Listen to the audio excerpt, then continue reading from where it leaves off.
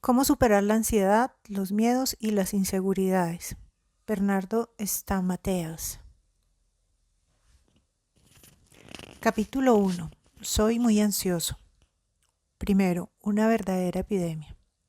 Hoy en día la ansiedad parece haberse convertido en una epidemia. Muchas personas, aún sin darse cuenta, sufren de ansiedad y esta baña todas sus actividades y los afecta tanto a nivel psicológico como físico. Definimos la ansiedad como una reacción automática que nos prepara para actuar frente a una amenaza o un futuro que percibimos como negativo. Es una alerta del cuerpo ante determinadas situaciones que cumple una función adaptativa y nos capacita para la resolución. Todos los seres humanos necesitamos sentir un poco de ansiedad para vivir siempre y cuando sea posible manejarla y se trate de una ansiedad normal y leve. Pero cuando se convierte en ansiedad crónica, no solo afecta a la persona que la padece, sino además a quienes la rodean. Si yo me encuentro en un aeropuerto tomando algo ante la salida de mi vuelo y de repente me doy cuenta de que mi avión está próximo a salir, seguramente me voy a levantar de un salto para dirigirme a la puerta de embarque lo más rápido posible.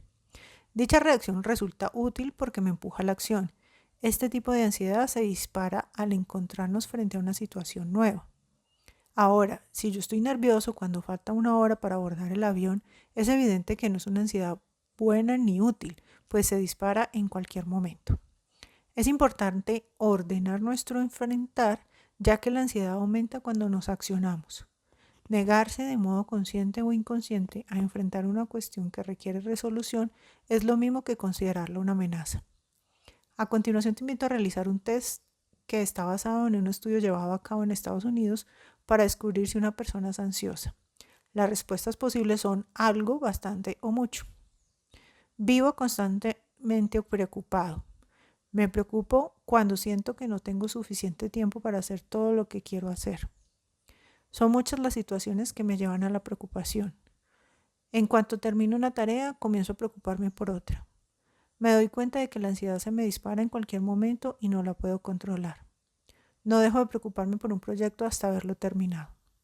Se cree que 5 de cada 10 personas en alguna etapa de su vida sufrirán lo que se conoce como TAG, trastorno de ansiedad generalizada. Si bien, como vimos, la ansiedad es normal frente a un peligro o un desafío y nos permite ir del punto A al punto B, puede transformarse en peligrosa cuando es excesiva e incontrolable. ¿Cuándo la ansiedad puede volverse patológica? Cuando la reacción desproporcionada es constante. De esta manera, la persona ingresa en una cadena de preocupaciones que no logra quebrar. Muchos atestiguan vivir preocupados por todo o por nada. Es decir, que no es una preocupación o un miedo determinado. No saben bien qué los preocupa. Por esa razón se la considera generalizada. Los trastornos de ansiedad no suelen responder a un hecho específico, como es el caso de las fobias. El fóbico recuerda un hecho traumático puntual, por ejemplo, que cuando era chico lo encerraban en una habitación, lo cual se desplaza en el futuro hacia una fobia a los lugares cerrados. El trastorno de ansiedad suele adquirirse por imitación y aprendizaje, la forma en que fuimos criados. Algunos padres les transmiten a sus hijos la idea de que el mundo es un lugar peligroso. La catástrofe que tanto te preocupa a menudo resulta ser menos horrible en la realidad de lo que fue en tu imaginación. Wayne W. Dyer. 2. Características de la persona ansiosa. La ansiedad que no se puede manejar y perdura en el tiempo indefectiblemente traerá como resultado ciertos síntomas físicos. Uno de ellos es el cansancio extremo que raya en el agotamiento. También podemos mencionar irritabilidad, dolores musculares, contracturas, aceleración, deseos de llorar, sensación de ahogo y angustia. El escritor Andrea Fiorenza, autor del libro 99 estrategias para superar el miedo, la ansiedad y las fobias, hace una clasificación muy importante acerca de los principales síntomas de la ansiedad.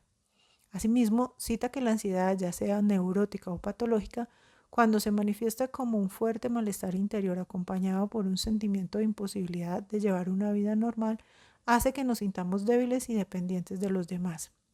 La clasificación que realiza es la siguiente. Síntomas emotivos: tensión y continuo estado de alerta, menor capacidad de concentración, atención y aprendizaje, insatisfacción de sí mismo, indecisión, trastorno del sueño, trastorno del deseo. Síntomas fisiológicos: cansancio y debilidad, mareos y vértigo, sudoración abundante, manos sudadas, cefalea por tensión, trastornos visuales, dificultad para respirar. Síntomas de comportamiento, tendencia al aislamiento, inquietud o agitación, balbuceos, actitud hipercrítica, trastornos de la alimentación, deterioro de las relaciones sociales y afectivas. ¿Qué le sucede a la persona ansiosa? Siempre imagina lo peor. Tal actitud se denomina pensamiento negativo o catastrófico. El ansioso construye en su mente una posible hipótesis de lo que podría llegar a ocurrir. Sus ideas comienzan con ¿y si me enfermo? ¿Y si me echan del trabajo? ¿Y si él o ella me deja? Por supuesto, la respuesta siempre es negativa. Así, una pregunta hipotética se le suma una respuesta catastrófica. Esta es la fórmula perfecta para la ansiedad crónica. Hoy es el mañana por el que te preocupabas ayer. Dale Carnegie. Baña de ansiedad todas sus actividades. Por ejemplo, si tiene una entrevista a las 10 de la mañana, a las 5 o 6 a.m. ya estará despierta y preparada. La ansiedad nos conduce a experimentar un conflicto entre dos relojes, el reloj externo y el propio reloj interno. Afuera es un horario, pero adentro el reloj corre más rápido. Esta situación es la que hace que alguien viva apresuradamente. Experimenta manifestaciones a nivel físico. Aunque la persona no se dé cuenta, la ansiedad se va acumulando para manifestarse luego en su cuerpo, como alguno de los síntomas que mencionamos, y en los casos más extremos, como ataques de pánico. Quien sufre un ataque de pánico tiene la sensación de que se va a morir o se va a volver loco. Es así como alguien panicoso hace un chequeo general y el médico le anuncia: usted no tiene nada. En realidad sí tiene algo, ansiedad. Esta lo mantiene en un estado permanente de hipervigilancia, sintiendo que algo malo va a pasar en cualquier momento, pero sin poder focalizarlo en algo concreto. 3. El origen de la ansiedad. ¿Dónde nace la ansiedad?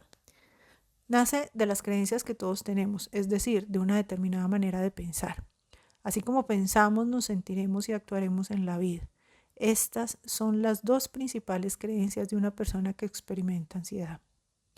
La ansiedad con miedo y el miedo con ansiedad contribuyen a robarle al ser humano sus cualidades más esenciales. Una de ellas es la reflexión. Conrad Lorenz. Tengo que estar siempre alerta. El ansioso cree, porque así se lo han enseñado, que es necesario prevenir para vivir tranquilo. Su lema es mejor prevenir que curar. Pero no se trata de una actitud natural, porque lo conduce a esperar siempre lo peor, un accidente, una catástrofe y sobre todo a anticiparse a las consecuencias. Entonces su cuerpo, con su sabiduría innata, comienza a enviarle luces de alerta, sudor, mareo, ahogo, angustia, etc. Como resultado de todo esto, la persona se vuelve extremadamente controladora para lograr sobrevivir a sus propios pensamientos negativos que imaginan el peor de los escenarios siempre. Algo malo me va a pasar. El ansioso jamás piensa en alternativas positivas. Por ejemplo, si su hijo o hija sale y no lo llama, piensa: debe haberle pasado algo malo.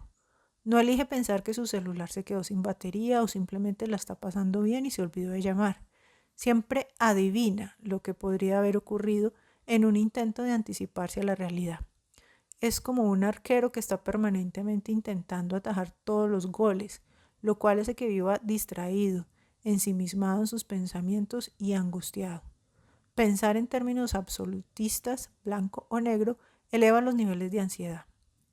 Lo ideal en el tratamiento de la ansiedad es acudir a un centro de salud mental o un hospital o consultar a un terapeuta especializado en este tipo de trastornos, que a veces son la causa de otras dolencias como los trastornos del aparato digestivo.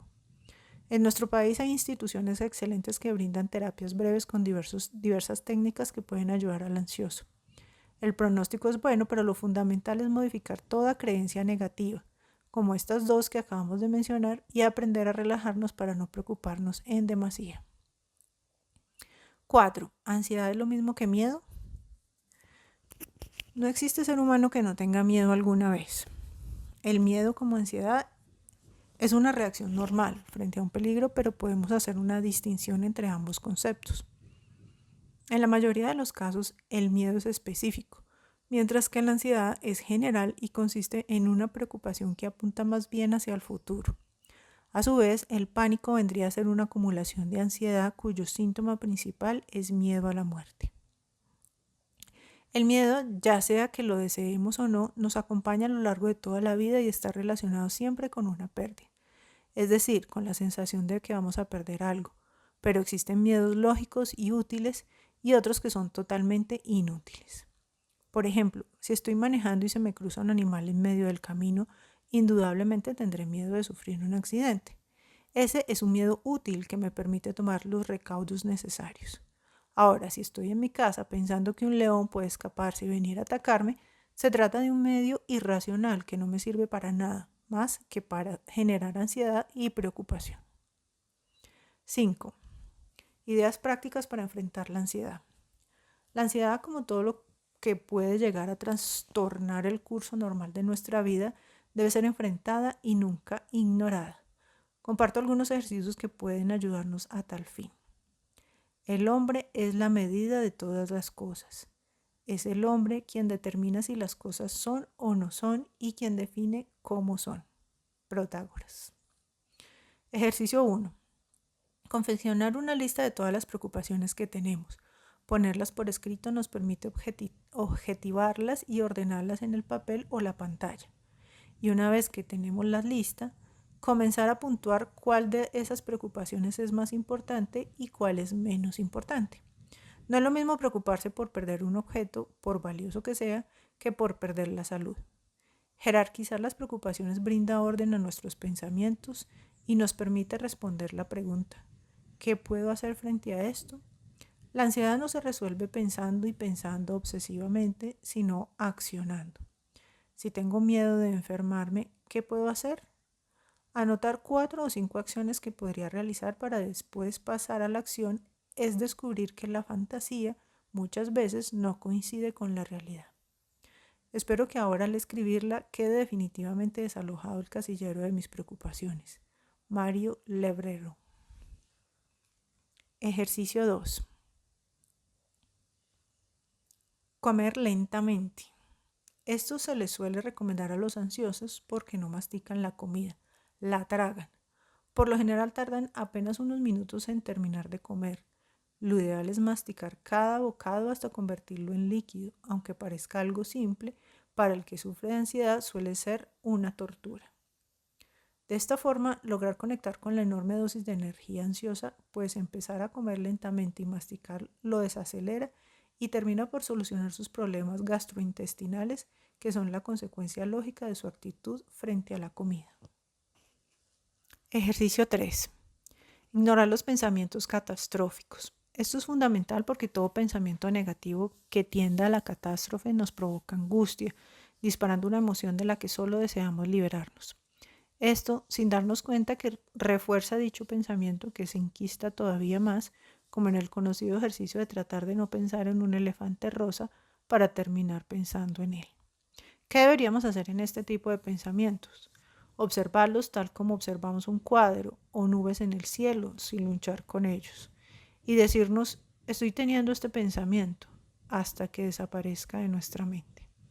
Si lo comparamos con un tablero de ajedrez, las piezas negras serían los pensamientos negativos. ¿Quién soy yo? Algunos creen que son las piezas blancas y otros las negras. En realidad, yo soy el tablero y tengo la capacidad de autoobservarme. Una cosa es expresar soy un inútil y otra muy distinta, estoy teniendo el pensamiento de que soy un inútil. Así puedo tomar distancia y convertirme en el observador de los pensamientos que tengo. Permito que circulen por mi mente, pero ya no lucho contra ellos ni les tengo miedo. Finalmente, estos pierden fuerza y son simplemente lo que son, pensamientos. Yo no soy mis pensamientos. No deberías inquietarte por lo que aún no ha sucedido, puesto que la única forma que tiene el futuro para dañarnos es lograr que nos preocupemos. Christopher Paolini. Ejercicio 4.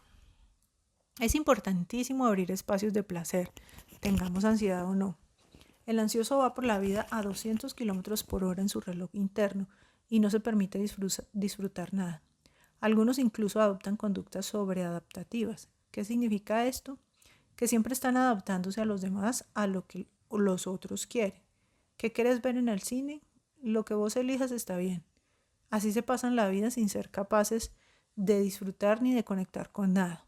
Hacer una pausa y quitar el pie del acelerador son maneras de reconectar con el placer. Nuestra vida es demasiado valiosa como para perder años de calidad de vida a causa de la ansiedad crónica. Si lo que hicimos hasta el momento no funcionó, probemos algo diferente y atrevamos a dar el salto. Neguémonos a vivir ansiosos y detengamos la ansiedad en el mismo momento en que comienza en nuestra mente, antes de que se traslade a nuestro cuerpo físico. Hoy la ansiedad se ha convertido en una emoción común. Para comprobarlo basta con mirar detenidamente a la gente en los ámbitos donde nos movemos. Muchas personas se comen las uñas, tartamudean, transpiran, comen con compulsión, sin apetito, fuman y la lista podría continuar. Todas estas señales son un llamado de atención que no podemos pasar por alto. Para concluir, se puede salir de la toxicidad de la ansiedad. Tal vez nuestro caso requiera de ayuda profesional, pero todos podemos poner en práctica alguna de estas pequeñas actitudes que ayudan a reducir el estrés. 1. Detectar las fuentes de ansiedad. 2. Establecer pautas que permitan disfrutar de la vida en plenitud y con tranquilidad. 3. Eliminar todas las actividades que provocan ansiedad. 4. Evitar las malas noticias y escoger opciones más satisfactorias como un buen libro o una buena película. 5. Aprender algo nuevo a diario. 6. Desarrollar hábitos de vida saludables. 7. Descansar bien. 8. Mantenerse alejado de las personas complicadas y procurar la compañía de gente que sume y no reste. 9. Expresar las emociones de manera sana. 10. Reír con frecuencia. Desterremos la ansiedad de nuestras vidas. Es posible. Capítulo 2. Inseguridad emocional. 1. Gestionar nuestra inseguridad. Todos somos inseguros en alguna u otra medida. Esto es perfectamente normal. Negar que somos inseguros es narcisismo y omnipotencia. Es un pensamiento irracional y este pensamiento nos hace cometer tonterías. El exceso de confianza, por ejemplo, del experto profesional o el experto conductor hace que ya no analice, no revise, no tome los recaudos necesarios y pueda cometer los más grandes errores de su vida. La inseguridad es una situación de ansiedad. No sabemos si elegir A o B, no sabemos qué sería lo mejor, cuál sería el mayor beneficio a corto o largo plazo. Esta sensación de inseguridad nos hace evitar tomar decisiones, nos hace consultar a todo el mundo, nos hace torturarnos analizando si habremos hecho bien o mal. Si los miedos crecen, se vuelven irracionales y empiezan a paralizarnos. Entonces, gestionar nuestras inseguridades es un elemento muy importante. Comparto a continuación algunas ideas que podemos llevar a cabo para quebrar el círculo del miedo que no nos permite funcionar en nuestro mejor nivel. Cambiar miedos irracionales por emociones reales. La mayoría de las personas se concentran en lo que no quieren sin darse cuenta de que cuanto más piensan en algo, más real se vuelve. Entonces, en lugar de declarar no tengo que temerle a tal o cual cosa, deberíamos expresarlo de manera positiva. Nadie puede cambiar a otra persona, pero todos tenemos la capacidad de dominar nuestras conductas y sobre todo nuestros pensamientos. Fortalecer nuestra estima y la confianza en nosotros mismos. Cuando prestamos atención a nuestros puntos fuertes, nuestra autoconfianza aumenta. Eso no significa que ignoramos nuestras debilidades, sino que las conocemos pero no nos concentramos en ellas. Tal actitud afecta a nuestra conducta y en especial la forma en que manejamos los miedos, tanto los reales como los imaginarios. Aceptar y reconocer los miedos que tenemos. Aunque parezca increíble, algunos le tienen miedo al miedo. El primer paso para superar cualquier temor es aceptar que existe en nuestra vida, reconocerlo y hacer algo al respecto. Cuando tenemos miedo es una señal de que estamos avanzando, enfrentando desafíos nuevos y abandonando la comodidad. Los grandes conquistadores siempre tienen al miedo como compañero de aventuras, pero a pesar de este sigue adelante y tienen logros, lo cual los protege de que se conviertan en sentimientos irracionales. Al miedo no hay que esconderlo, sino detectarlo y ponerlo en palabras. Tampoco hay que esconderse de él, sino todo lo contrario, hay que mirar al miedo a los ojos y finalmente acabará por achicarse y desaparecer. Elegir pensamientos orientados a la acción. Cuando le tememos a algo, deberíamos tomarnos un tiempo para considerar qué es lo peor que podría pasarnos. Si eso que nos causa miedo sucediera y luego elaborar posibles respuestas para esa situación hipotética. Es decir, hacer una lista de los miedos y al lado ponerle una posible acción a llevar a cabo. Por ejemplo, si me quedara sin trabajo, ¿qué cosas podría hacer para enfrentar la situación y modificarla? Este ejercicio consiste en generar pensamientos de provisión para el caso de que el miedo se hiciera realidad.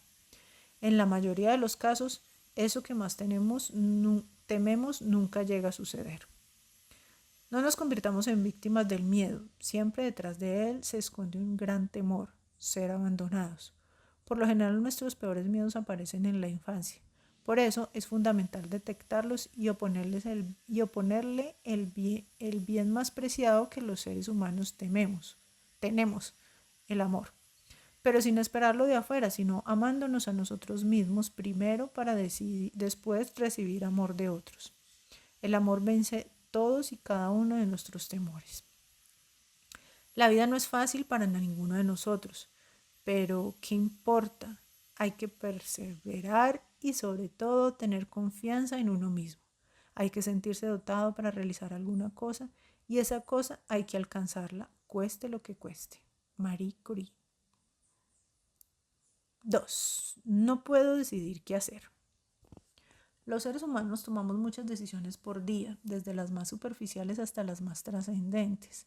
La capacidad de decidir es una de las expresiones fundamentales del ser libre. Sin embargo, para muchas personas decidir implica un enorme conflicto. Por lo general, cuantas más opciones tenemos, más difícil resulta decidir. Por eso, podríamos afirmar que hoy en día tomar una decisión es una tarea mucho más compleja que en el pasado. Y mucho más cuesta decidir afrontar un conflicto cuando la inseguridad es una emoción que nos impide avanzar.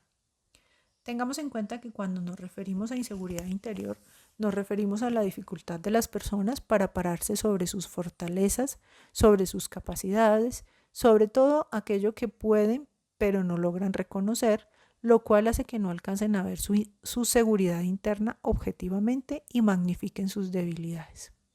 La magnificación de sus debilidades y la imposibilidad de ver sus capacidades los lleva a dudar, a preguntar, a rumiar, a analizar permanentemente, a no tomar decisiones o a tomarlas sin confianza en sí mismas. La buena estima consiste en vernos en nuestra totalidad, es decir, ver tanto nuestros puntos fuertes como nuestros puntos débiles, de manera objetiva. ¿Cómo actúa una persona insegura? En primer lugar, detiene a los demás. Cuando, por ejemplo, un hombre o una mujer está en pareja y tiene inseguridad interior, aplastará la estima del otro. ¿De qué manera? Repitiéndoles frases tales como no podés, no lo vas a lograr, no tenés lo que se necesita. Su actitud negativa es el temor a que si al otro le va bien y lo supera, lo abandone. Toda persona que anula al otro por temor es una persona insegura. Cree que si el otro crece, se irá de su lado. Esto no solo ocurre en la pareja, sino en cualquier ámbito en que nos manejemos. Otra manifestación de la gente insegura es trabajar sin parar. La persona que trabaja día y noche lo hace porque en el fondo está buscando reconocimiento. Necesita que alguien le diga ¿cuánto trabajas? Alguien que actúa de ese modo no puede delegar y muy probablemente terminará estresado. Si le preguntan ¿por qué no delegas alguna tarea? Se niega a hacerlo porque inconscientemente piensa si delego no tendré el reconocimiento que busco. Otra manifestación de inseguridad es cuidar la imagen delante de los demás. Cuando cuidamos nuestra imagen más que el objetivo que anhelamos alcanzar, nos convertimos en esclavos de la gente. Muchas personas están atadas a la mirada del otro y expresan, no lo digas porque se van a enojar o no lo hagas porque te van a criticar. Viven de apariencia, se mantienen muy atentos para recibir de su entorno, de afuera, la seguridad que les falta en su interior. La inseguridad nunca viene de afuera, va de adentro hacia afuera. En otros casos, la inseguridad convierte a muchos en personas agresivas que por temor tratan mal a todo el mundo. No les permite aprender ya que les roba la humildad y los hace soberbios. El soberbio, que no se deja enseñar por nadie, en el fondo no confía en sí mismo ni en los demás. Por el contrario, la persona segura no precisa impresionar a nadie porque sabe quién es y cuán valiosa es. Cuando alguien es inseguro y mira a los otros para obtener seguridad, todo lo negativo que los demás tengan tarde o temprano lo va a afectar porque reforzará su inseguridad. En cambio, cuando el que mira hacia adentro, el lugar donde se hallan todas las respuestas, tendrá una visión clara y caminará en seguridad emocional. El biógrafo del Dr. Alfred Adler, un reconocido psicólogo, relata esta anécdota. En una ocasión, la maestra de Ali, la hija del Dr. Adler, le dijo que era una tonta para la matemática. Cuando él lo supo, le preguntó a Ali: ¿crees todo lo que tu maestra te dice? ¿Qué te hace suponer que ella está en lo cierto? Ali llegó a ser una gran matemática y nunca más aceptó opiniones acerca de sus propias limitaciones o las de otras personas. No todos tenemos padres psicólogos capaces de discernir una situación emocional con tanta claridad, pero todos podemos reconocer observaciones hechas al descuido y no permitir que nos hagan daño. 3. ¿Por qué nos cuesta decidir? Me cuesta decidir por miedo a equivocarme. No decidir ya es una decisión. Quedarse sin decidir es una pérdida. En la mayoría de los casos, el pensamiento catastrófico, que considera el error como algo grave, nos inhibe y nos deja en una posición donde no hay toma de decisiones. Un ejercicio positivo es preguntarme: ¿qué es lo peor que me puede suceder? Muchas veces descubrimos que la realidad no es como lo imaginábamos. La fantasía supera la realidad. Frente a un error podemos enojarnos, buscar una excusa para explicarlo, abandonar la tarea o tomar ese error como un aprendizaje y construir hacia adelante. Por supuesto, nos referimos a errores cotidianos que son parte de la vida. Me cuesta decidir porque tengo miedo de no estar a la altura de las circunstancias. Hay personas cuyo miedo a equivocarse pasa por el hecho de no querer ser criticados. El riesgo de la crítica siempre está presente. Ya sea que se trate de un experto o de un novato, siempre habrá gente que verá lo que hace el otro desde una perspectiva diferente. Frente a una situación complicada, es bueno sentarnos a enumerar los beneficios y las dificultades, sacarla del ámbito subjetivo, pasarla al plano objetivo a través de la escritura y brindarnos un tiempo para meditar en ella. Me cuesta tomar decisiones, dejo que los demás lo hagan por mí. Muchas personas evitan tomar decisiones para pararse en el lugar de la comodidad. Otras lo hacen para tener la oportunidad de echarle la culpa a los demás, si hubiese alguna dificultad. Yo hice lo que vos me dijiste, se excusa. Para tomar buenas decisiones hace falta tomarse un tiempo para la reflexión, consultar con mentores y siempre decidir en función de los objetivos. Tomo decisiones y luego dudo de las decisiones que tomé. Nuevamente es aconsejable el ejercicio de escribir los inconvenientes y los beneficios, lo cual también nos permitirá volver a realizar una evaluación y, si es preciso, tomar una nueva decisión. Cuando tomo una decisión no la puedo disfrutar. Siempre que tomamos una decisión ganamos algo y perdemos algo. Si ponemos el foco en lo que perdemos, nunca podremos disfrutar los beneficios. Si ponemos el foco en lo obtenido, entonces sí podremos disfrutarlo. No se trata de querer todo en la vida, todo es nada. Muchos de nosotros no estamos viviendo nuestros sueños porque tememos vivir nuestros miedos. Les Brown. Para superar la inseguridad interior es necesario trabajar en el tema de confianza, tanto en uno mismo como en los demás. Estas son algunas de las características de quienes confían en sí mismos y en los otros. Son proactivos a la hora de resolver problemas, se respetan a sí mismos, se aman de manera sana y equilibrada, cuidan su aspecto personal y también su mundo interior. A veces dudan, pero eligen una u otra opción, no se estancan. La vida es como una bicicleta. Para mantener el equilibrio tienes que seguir adelante. Albert Einstein. 4. Todos somos aptos para decidir. A pesar de los rasgos negativos de personalidad que podamos tener, como la inseguridad emocional, a pesar de las dudas que podamos tener, todos nacemos también con 4 cualidades distintivas, valiosísimas. Nacemos siendo libres, fuertes, distintos, inteligentes. No soy producto de mis circunstancias, soy producto de mis decisiones. Stephen Covey. Damos a continuación cada una por separado. Somos libres. Cuando tenemos un sueño grande y vamos detrás de él, caminamos en libertad y fortaleza. Somos fuertes. En una oportunidad conocimos en las noticias la historia de un niño que vivió en un automóvil y aún así fue capaz de terminar la escuela primaria. Lo hizo en medio de un contexto que no es bueno desde ningún punto de vista, pero tuvo una mamá que creyó en él y eso lo fortaleció. Cuando tenemos a alguien que cree en nosotros, somos capaces de vivir en circunstancias adversas, soltar toda nuestra fuerza interior y lograr cosas grandes. El mundo entero se aparta cuando ve pasar a un hombre que sabe a dónde va. Antonio de Saint-Exupéry. Somos distintos. Vos y yo somos distintos, pero la cultura en la vida que vivimos busca que todo sea uniforme, que todos pensemos lo mismo, que todos nos vistamos de la misma forma, la moda fugaz, que todos actuemos igual. Es decir, que nos transmiten mente de manada. Muchos miran a alguien y lo admiran. Piensan, ¿cómo me gustaría tener la vida que tiene esa persona? Lo cierto es que cada ser humano es único, distinto, irrepetible. Los seres humanos somos seres gregarios, nos gusta estar juntos en grupos. Nos necesitamos los unos a los otros para compartir, para hablar, para curarnos. Por eso funcionamos en manada y esta necesariamente implica que haya un líder. El líder es el que conduce a la manada del punto A al punto B. Hay personas que tienen mayor capacidad de sociabilización y les gusta estar con gente, y otras que tienen una tendencia al individualismo, no les gusta compartir tanto. Sin embargo, todos necesitamos tener ese balance entre disfrutar del estar solos y disfrutar del estar con los demás. Copiemos las características buenas de los demás, inspirémonos en ellos, pero nunca perdamos nuestra individualidad con sus rasgos distintivos, que si les permitimos salir a la superficie, sobresaldrá y enriquecerá al mundo.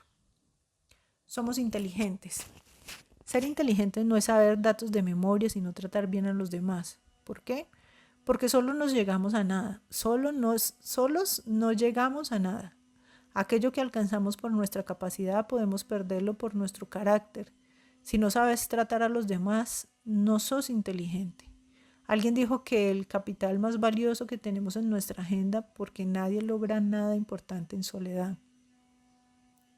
Es nuestra agenda, porque nadie logra nada importante en soledad.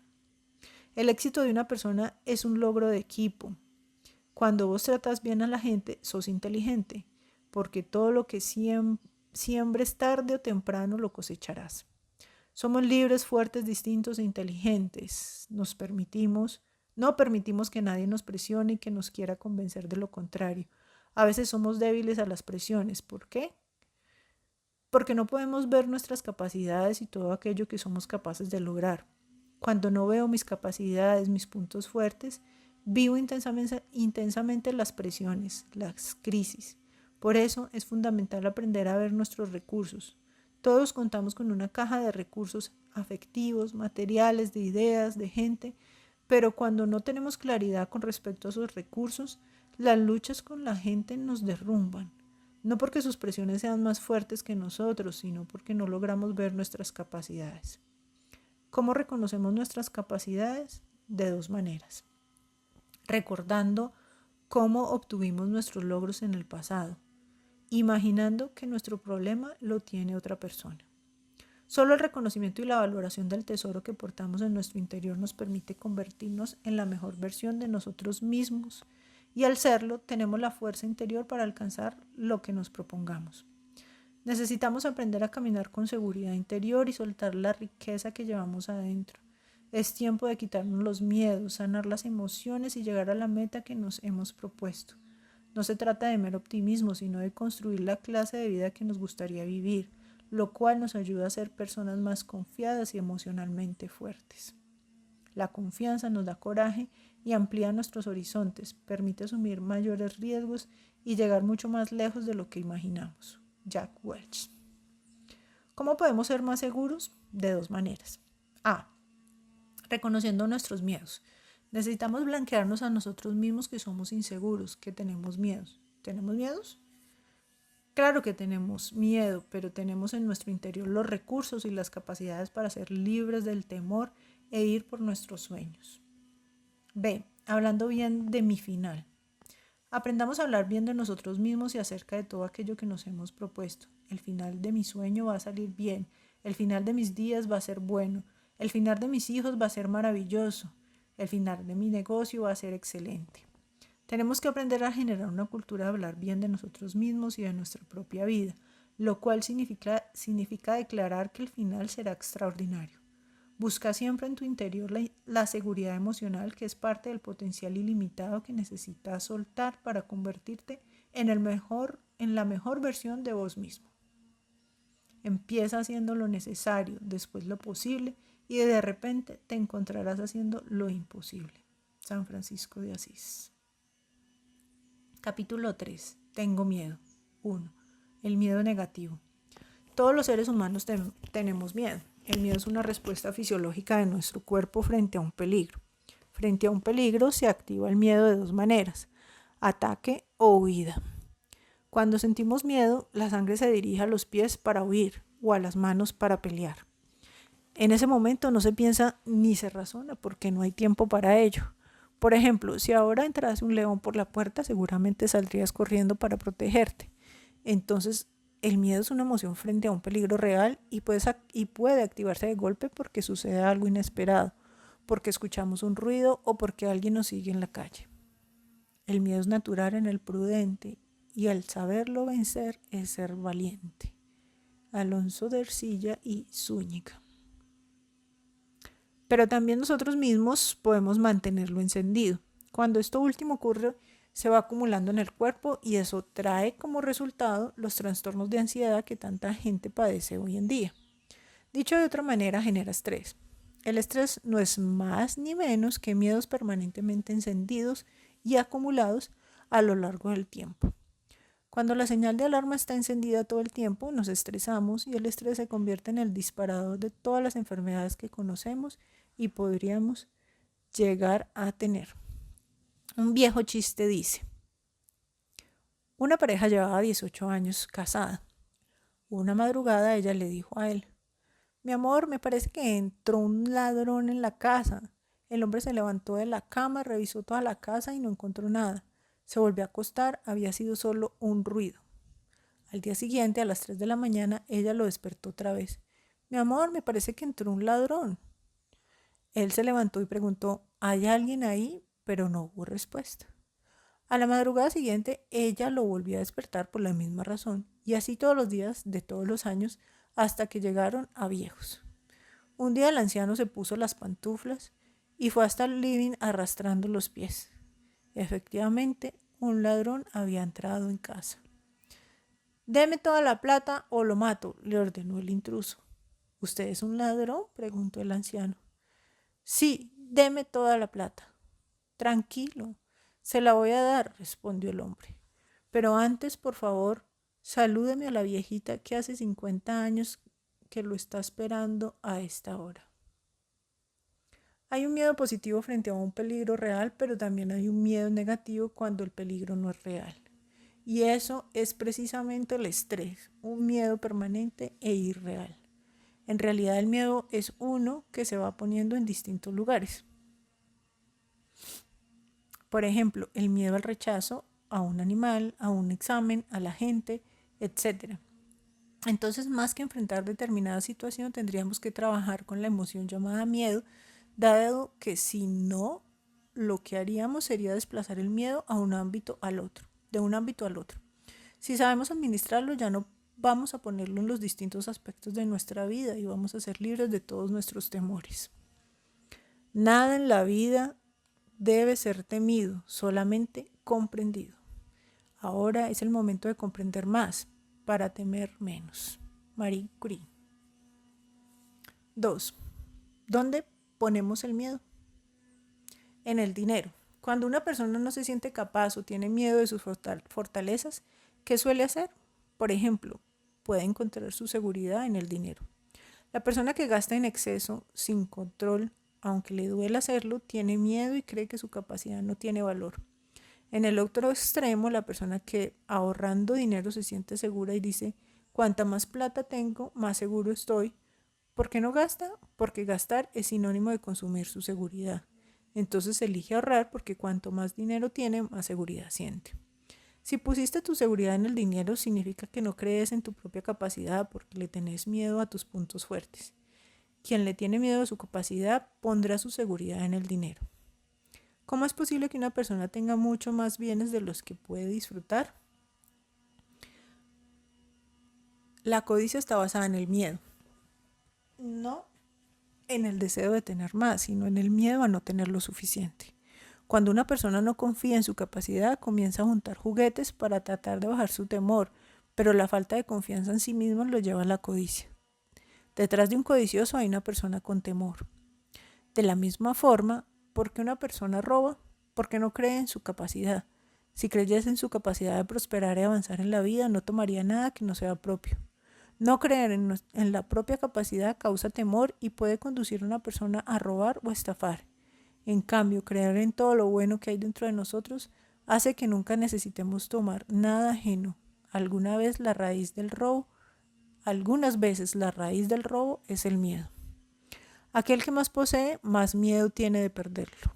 Leonardo da Vinci. En la agresividad. Cuando una persona está manejando su vehículo y agrede a otro conductor, ¿por qué reacciona así? Porque tiene miedo. Aquel que cree en su capacidad puede detenerse a hablar, pero el que agrede, grita, descalifica e incluso golpea es una persona temerosa. Aunque sea varón y parezca el más macho o mujer y parezca la más sensual y segura de sí misma, en el fondo el violento tiene miedo. Cuando una persona cree en su capacidad, no precisa agredir a nadie. Detrás de muchos que se muestran valientes, hay seres humanos asustados que no creen en su propia capacidad. En el control. Hay gente que pone el temor en el control. Cuando las parejas pelean por tonterías, lo hacen porque una parte tiene miedo de ser controlada por la otra. Entonces construyen una guerra verbal para controlar primero. Yo voy a definir qué se come en esta casa, o yo voy a decidir a qué hora se sale y a qué hora se entra, suelen decir. Pero detrás de ese control sobre el otro hay miedo a ser controlado y perder la libertad.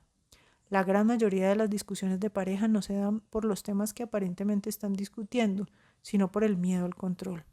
En el fondo, porque pelea una pareja cuando en casa hay mucha o poca plata, por el poder.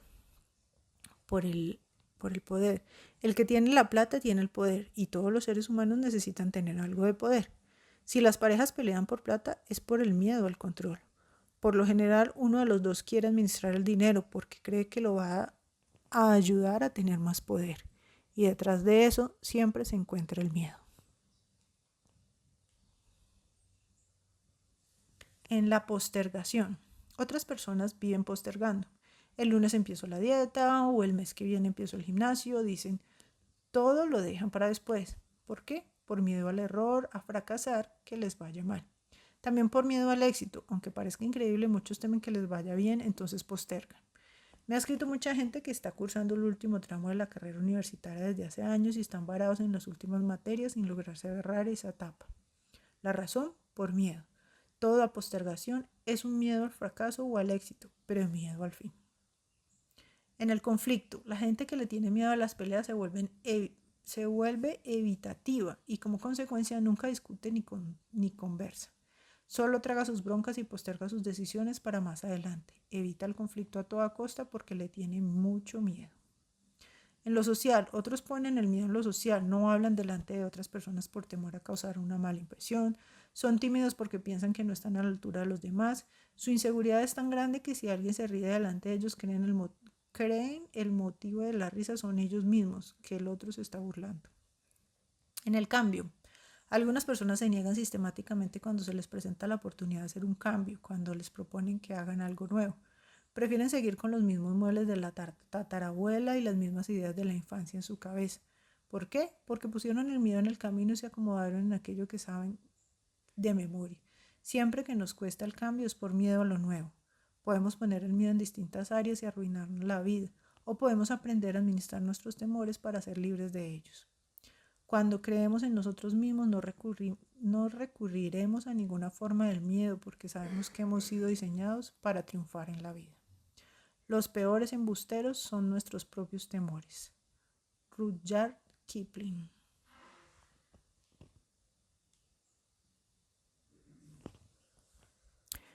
¿Cómo administrar el miedo?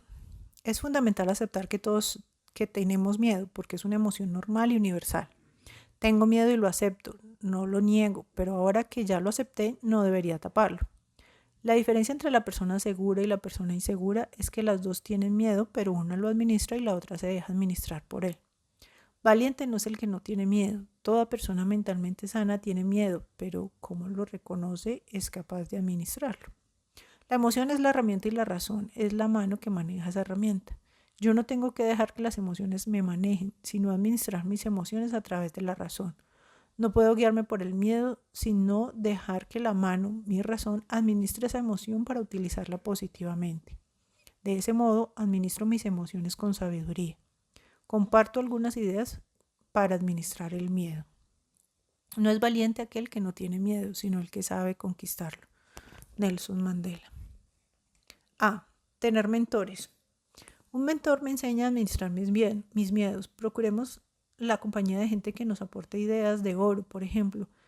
Te vas a operar, el médico te explica cómo es la operación. Si esa información deshace tu miedo, vas a la operación con un miedo normal, pero no con pánico. ¿Por qué?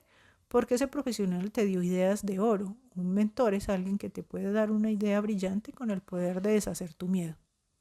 No huyo de un reto porque tenga miedo, al contrario, corro hacia el reto porque la única forma de escapar al miedo es arrollarlo con tus pies. Nadia Comaneci. B. Automotivarnos. Cristóbal Colón podría haber sido un comerciante mediocre, pero él tenía un sueño grande, descubrir algo nuevo. Si tenemos sueños grandes, es importante aprender a motivarnos a nosotros mismos. Por ejemplo, puedes considerar lo que te falta todavía, lo que aún no lograste y concentrarte en eso para motivarte. No te conformes con lo que lograste porque cuando uno se conforma con lo logrado, deja de soñar y es guiado por el miedo. Pero cuando uno persigue un sueño más grande que el miedo, eso se llama automotivación.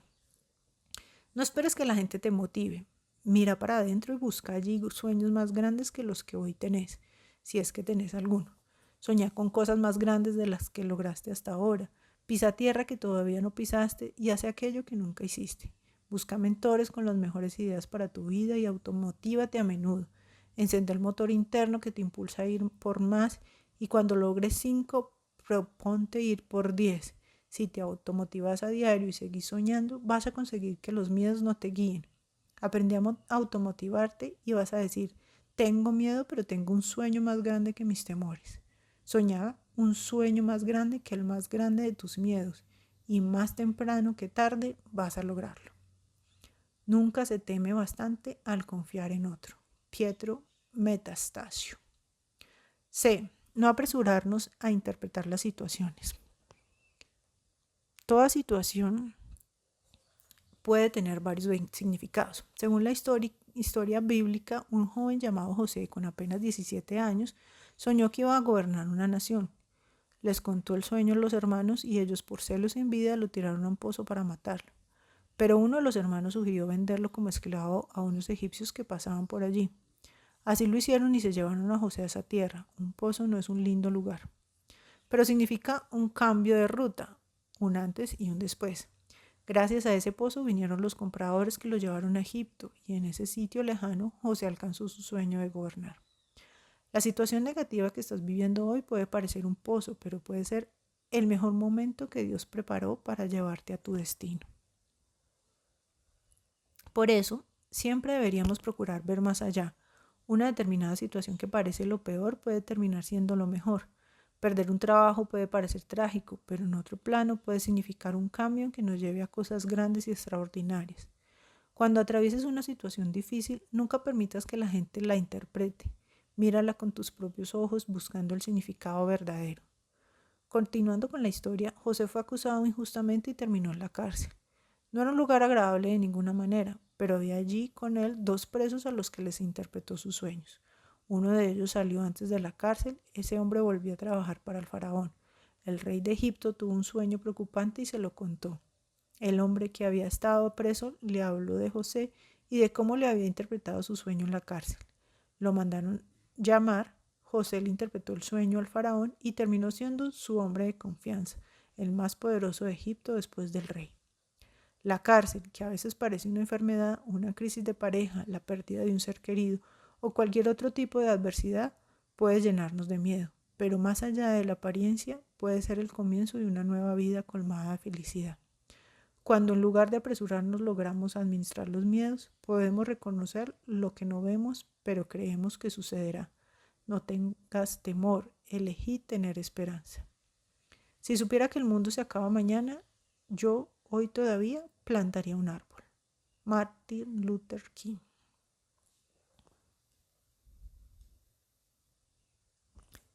Capítulo 4. Miedo a la vejez. La vejez tiene mala prensa. Cuando éramos pequeños nos hablaban del viejo de la bolsa, no era el joven de la bolsa, porque en el imaginario popular los que tienen la bolsa y dan miedo siempre son los viejos. Lo mismo sucede en los cuentos, las brujas son viejas feas y malas, mientras que las hadas son jóvenes y lindas, es decir, que juventud es igual a belleza y vejez es igual a fealdad. Cuando llegan a los 40 años muchas personas comienzan a sentir miedo a la vejez. La vejez tiene mala prensa en nuestra cultura, pues es sinónimo de soledad, de enfermedad y muerte. La crisis de la mitad de la vida entre las mujeres se debe básicamente al temor de perder la belleza. Los varones, en cambio, en esa etapa temen perder la potencia. ¿Cuándo empezamos a sentirnos viejos? Hay un viejo chiste que dice que somos viejos cuando por primera vez nos tratan de usted, le guiñaste el ojo a una chica, ella te dio un pañuelo para que remuevas la basurita del ojo, recibiste como regalo de cumpleaños una crema antiarrugas y tintura para el cabello y un bastón de madera importada. Alguien te dijo un piropo y te dieron ganas de levantarle un monumento conmemorativo. Miraste los jeans de tus hijas y te preguntaste, ¿cómo puede ser que alguna vez yo entrara en ese pantalón? Le contaste a todo el mundo que fuiste al gimnasio. En tu mesa de luz hay más remedios que cualquier otra cosa. Cuidar tu jardín es el aspecto más importante de tu vida. 2. Mitos sobre la vejez. Según expertos en gerontología, existen varios mitos sobre la vejez que necesitamos derribar y si queremos vivir de manera plena y satisfactoria cada etapa de nuestra vida. Estos son 3 de los mitos más comunes. 1. Perder la juventud es perderlo todo. Falso. ¿En qué etapa de la vida tenemos todo? En ninguna. Siempre tenemos cosas, pero nos faltan otras, o si lo percibimos, o así lo percibimos. Se piensa que las personas mayores tienen carencias, pero la realidad es que siempre sentimos que nos falta algo. ¿En qué etapa somos 100% felices? Alguno dirá que en la niñez, pero en muchos casos y por diversas circunstancias no es así. Lo que ocurre es que un adulto mayor mira hacia atrás e idealiza a los jóvenes. ¿Pero recordás cómo era tu vida cuando eras un adolescente? Seguramente tenías acné y no estabas contento con tu cabello ni con tu cuerpo. Te enamorabas de alguien y no eras correspondido. Todos tuvimos algún tipo de sufrimiento en nuestra adolescencia, aunque ahora nos riamos de ello. La mayoría de las personas piensan que perder la juventud es perder todo, pero la vejez no es de ningún modo el fin de la vida. El fin de la vida es la muerte. La vejez es solo una etapa más. El problema aparece cuando nos anclamos en alguna etapa del pasado, creyendo que fue mejor y nos negamos a avanzar. Hay personas grandes que recuerdan su infancia y juventud constantemente porque dejaron el ancla emocional allí. Tenemos que levantar el ancla cuando ingresamos en una nueva etapa porque la vida es un fluir continuo. Ninguna etapa es mejor que otra. Todas las etapas de la vida tienen su encanto y es nuestra tarea descubrir dónde está ese atractivo para ser capaces de disfrutar la etapa en que nos encontramos. Cada año es una medalla más que cuelga sobre nuestro pecho. ¿Cuántas medallas tenés acumuladas? ¿Qué cuántos años tengo? ¿Qué importa eso?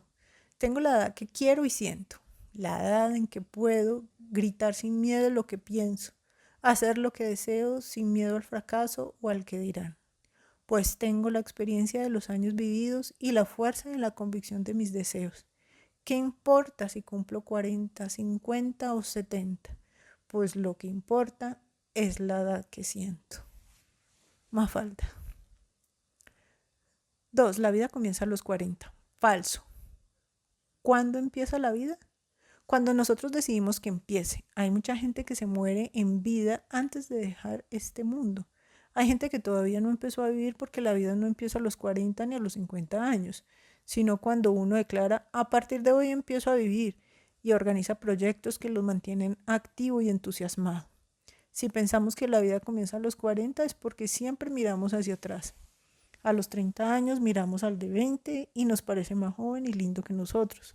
A los 50 al de 30 nos parece un pibe. A los 60, viendo al de los 40 suspiramos, pensando que nos gustaría ser así de jóvenes.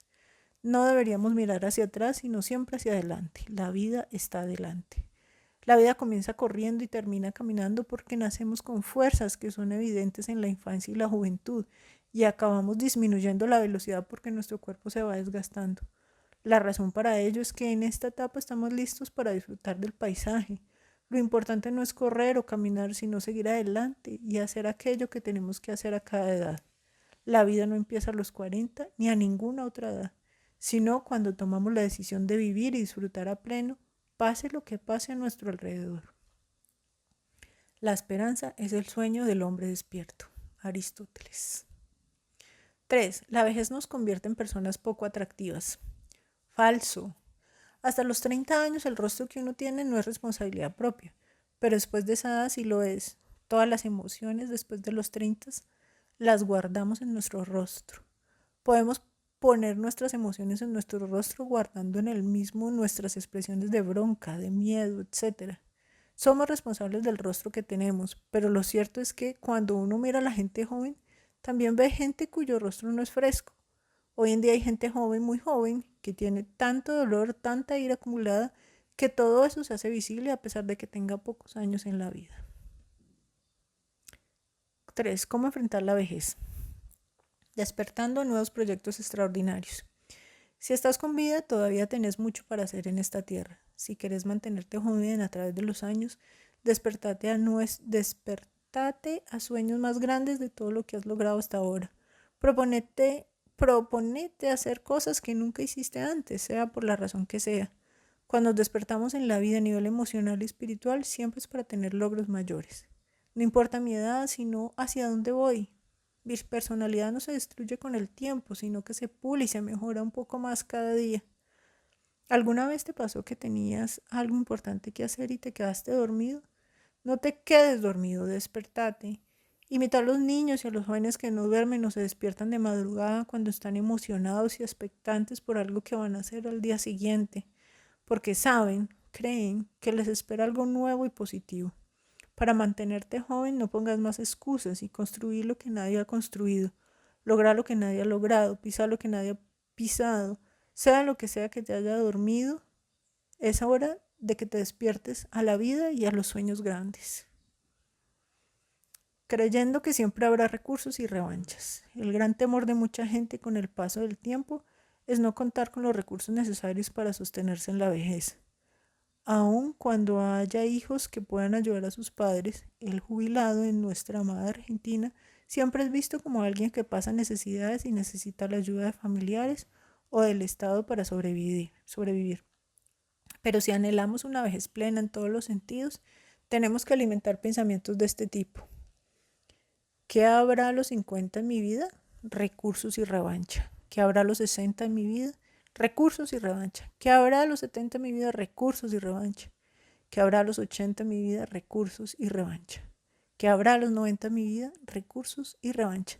No importa mi edad, no importa mi salud, no importa de dónde vengo.